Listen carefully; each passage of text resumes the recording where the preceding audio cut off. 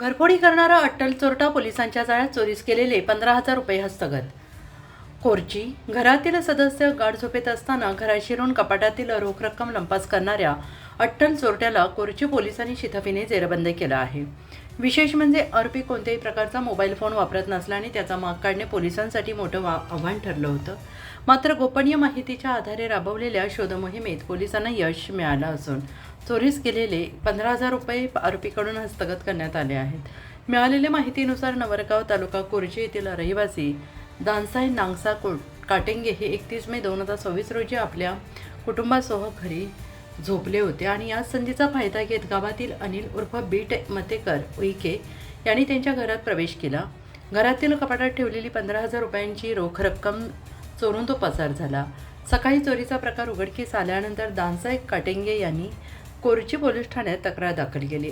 तक्रारीच्या आधारे कोरची पोलिसांनी आरोपी विरोधात भारतीय न्याय संहिता BNS 2023 अंतर्गत कलम 305(3), 331(4) अन्वये गुन्हा दाखल करून तपासाला सुरुवात केली.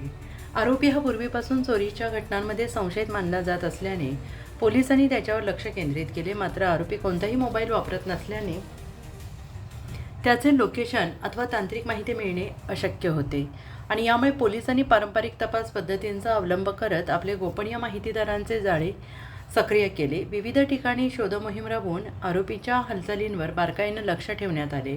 अखेर पोलिसांना आरोपी अनिल उर्फ बीट मतेकर उईके याचा ठावठिकाणा मिळाला.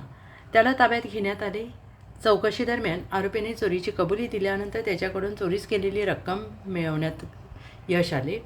त्यानंतर पोलिसांनी आरोपीला 3 जून 2026 रोजी औपचारिक अटक केली.